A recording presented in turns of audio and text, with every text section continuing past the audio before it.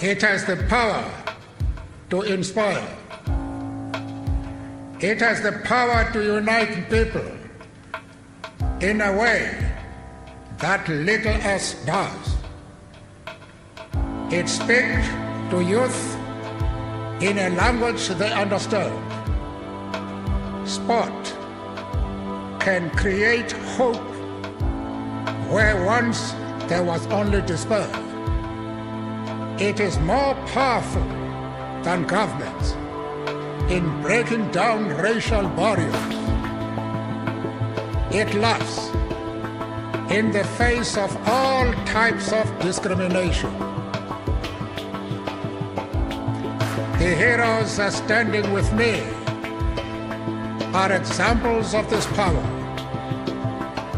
They are valiant, not only in the playing field, but also in the community, both local and international. They are champions, and they deserve the world's recognition.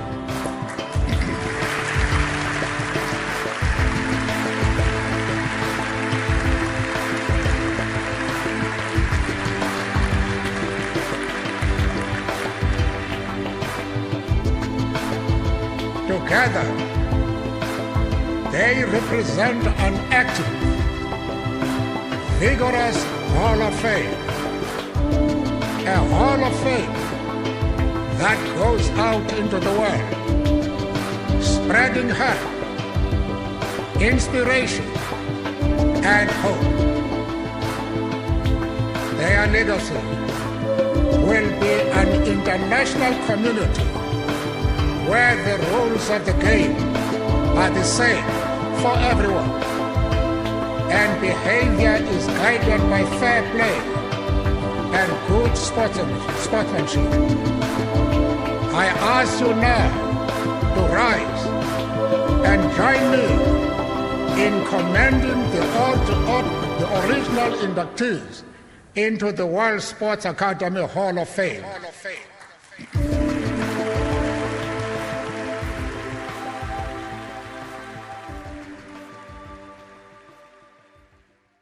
Today,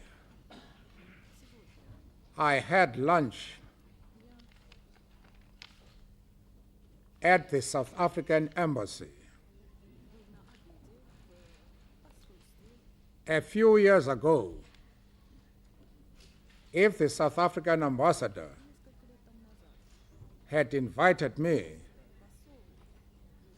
to his embassy, I would have strangled him to death.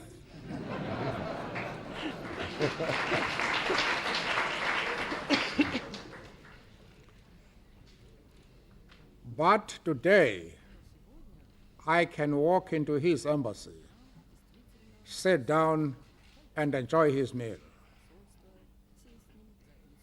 What is the reason for that? There are many people who will ask why I have done that. Way back in 1986, the African National Congress decided to start an initiative of getting the government and the ANC to sit down to discuss a peaceful resolution of our problems. But the African National Congress has produced very far-seeing individuals, and they were always concerned with the fact that we are not addressing our problems by peaceful methods. We persuaded the government under great difficulties because they were faced with a problem where they had fought every election amongst whites, of course, because up to now, only whites in our country can vote. Now, they had said in all these elections, they would never talk to the African National Congress because that was, according to them, a terrorist organization. Now, when we approach them, they were faced with the question of losing face. And it was not easy to get them to sit down with us and to address our problems in a peaceful manner. One of the most difficult things in society, in life, is to be able to change existing attitudes of men and women. Let us now shift from a resistance movement to an organization that is addressing the problems of the people, because in the next government, we are likely to be the people who are faced with the responsibility of addressing and solving these social problems. Our economy is on the verge of collapse.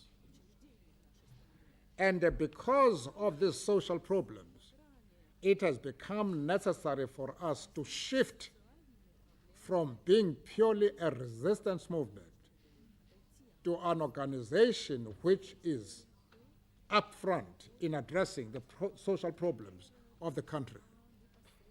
We have made very impressive advances. The release of political prisoners, the return of exiles, the repeal of repressive laws, and now we have had two breakthroughs.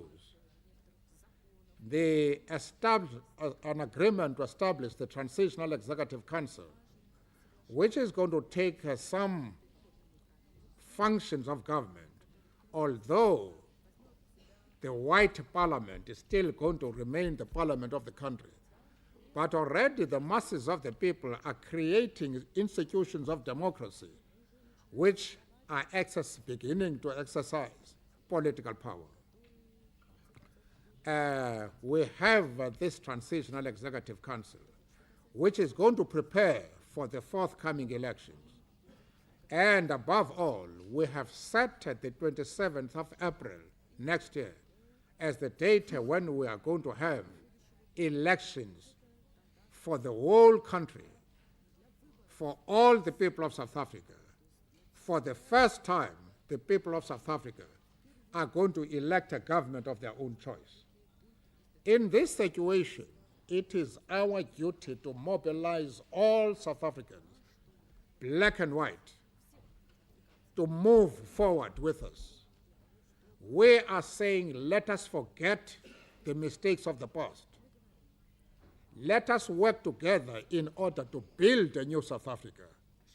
And that is why today I walk into the South African embassy in response to his invitation to lunch. It has settled very well in my stomach. We have therefore lifted sanctions precisely because we have made these advances. The question of education in South Africa leaves much to be desired.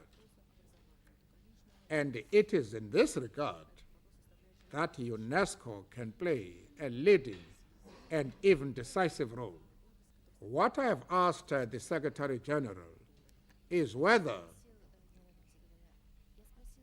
UNESCO is thinking of opening an office in South Africa, because only in that way can we together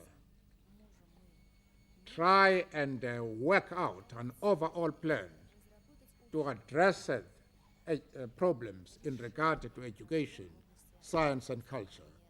And we're looking forward to the establishment of that office. Thank you.